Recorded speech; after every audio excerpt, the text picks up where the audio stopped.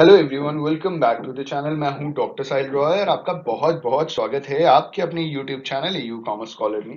दोस्तों, आज का हमारा टॉपिक है ऑब्जेक्टिव्स ऑफ अकाउंटिंग। जी हाँ दोस्तों, आज हम बात करेंगे और समझेंगे कि अकाउंटिंग के बेसिक कौन कौन से ऑब्जेक्टिव्स होते हैं।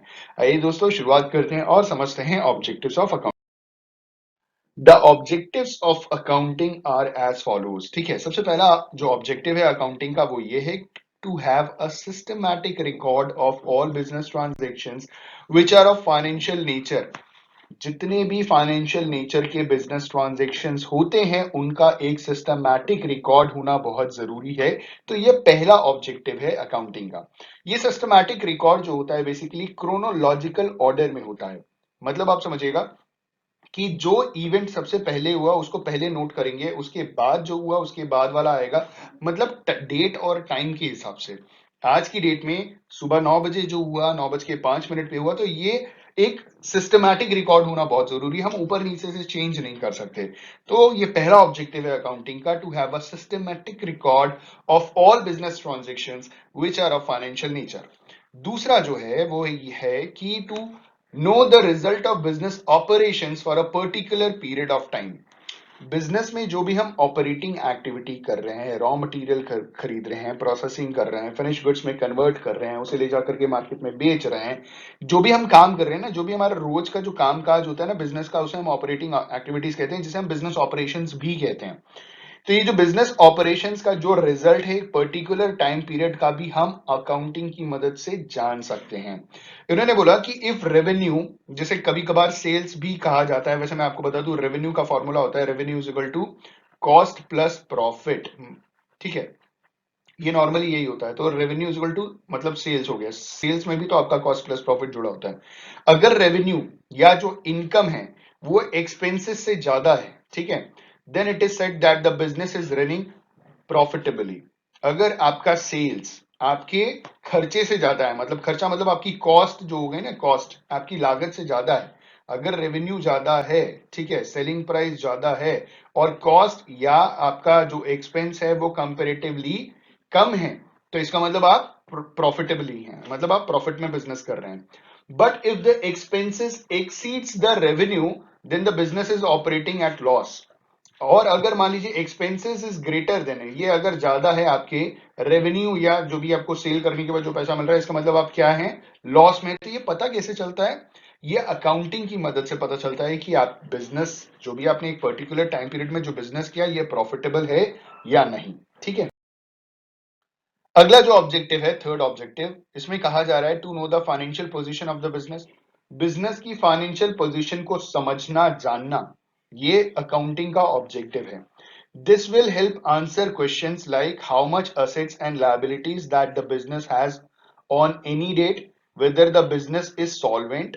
ठीक है, इन्होंने कहा कि इस सवाल का जवाब भी अकाउंटिंग हमें देने में मदद करता है कि बिजनेस के पास कितने असेट्स हैं और कितनी लाइबिलिटीज हैं, ऑब्लिगेशन है जिसे पे ऑफ करना है। ठीक है, किसी एक निर्धारित डेट पे, आज की जो डेट है, नॉर्मली ये जो बैलेंस शीट बनाई जाती है जिसमें हम असेट्स लाइबिलिटीज देखते हैं, ये 31 मार्च को बनाई जाती है हर साल, क्लोजिंग डेट होता है। ठीक है, और उस डेट को हमें ये क्लियर होता है कि भाई हमारे पास इस फाइनेंशियल ईयर में कितने के एसेट्स थे, कितनी की लाइबिलिटीज हैं। ठीक है, आप समझ रहे हैं।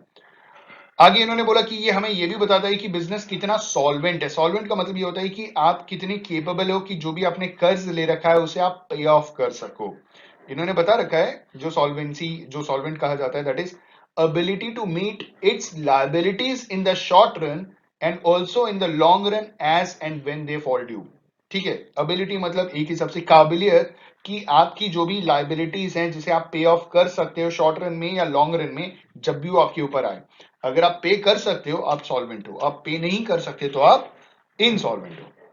चौथा objective, to provide information to users for decision making.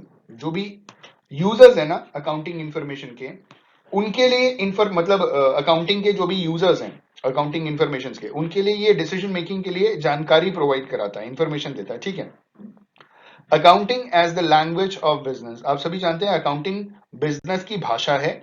Communicates the financial results of enterprises to various users. बहुत सारे यूजर्स होते हैं, गवर्नमेंट हो गया, ठीक है, मैनेजमेंट हो गया, इन्वेस्टर्स हो गए जो इन्वेस्टमेंट करते हैं, ठीक है। तो ये बहुत सारे यूजर्स होते हैं आपके अकाउंटिंग इन्फॉर्मेशन के। सप्लायर्स हो गए, फाइनेंशियल इंस्टीट्यूशंस हो गए जो आपको बैंक में लोन वोन प्रोवाइड कराते हैं, ठीक है। ये सारे आपके बिजनेस से रिलेटेड जो भी अकाउंटिंग इन्फॉर्मेशन है उसे जानना चाहते हैं। अगर कंडीशन अच्छी है, वेरी गुड, नहीं अच्छी है तो फिर आपको ना लोन मिलेगा, ना आपको, मतलब आपके लिए दिक्कत आ जाएगी। तो और आप सभी जानते हैं कि ये जो डेटा है ये पब्लिश होता है, तो सारे के सारे यूज कर सकते हैं इस इंफॉर्मेशन को। Accounting aims to meet the information needs of the decision maker and helps them in rational decision making. तो जो भी डिसीजन मेकर्स होते हैं, जिनको भी निर्णय लेना होता है, डिसीजन लेना होता है, अकाउंटिंग उनको मदद करता है कि वो सही सही डिसीजन ले सकें। ये जो जानकारी प्रोवाइड की जा रही है वो सही से इंफॉर्मेशन उनको प्रोवाइड करा सकें, ठीक है। अब कुछ एग्जांपल्स देख लेते हैं। जैसे सबसे पहले बात किया था हमने systematic record of all business transactions. तो सिस्टमैटिक रिकॉर्ड कहाँ किया जाता है? बुक कीपिंग में, ठीक है। जर्नल, लेजर, ट्रायल बैलेंस, इन सब के अंदर हम बिजनेस के जो भी एंट्रीज होती है वो क्रोनोलॉजिकल ऑर्डर में और सिस्टमैटिक रिकॉर्ड करते हैं सारे ट्रांजैक्शंस के। दूसरा है ascertainment of results of business operations, trading and profit and loss account.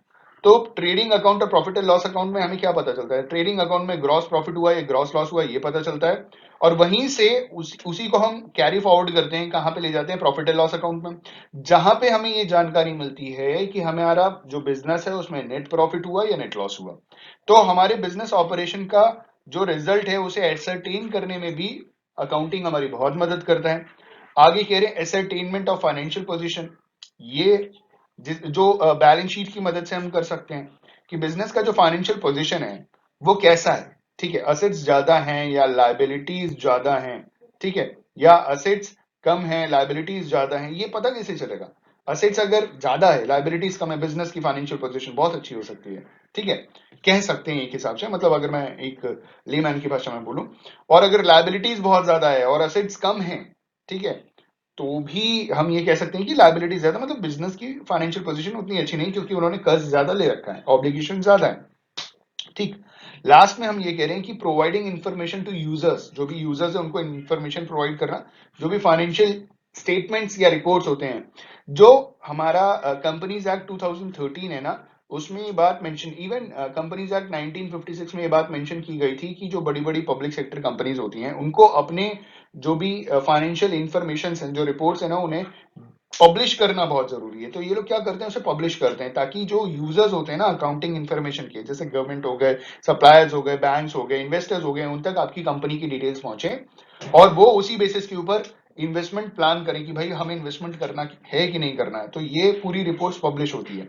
आप ऑनलाइन भी बहुत सारी कंपनीज, इवन रिलायंस कंपनी हो गई, टाटा कंपनी हो गई, इनकी आप बैलेंस शीट चेक कर सकते हैं, आपको मिल जाएगी अगर आप गूगल करेंगे तो। दोस्तों, आई होप एंड बिलीव कि आपको आइडिया लग गया होगा कि अकाउंटिंग के ऑब्जेक्टिव्स क्या होते हैं। On this note, thank you so much for watching this video. Have a good day and all the best for your examinations.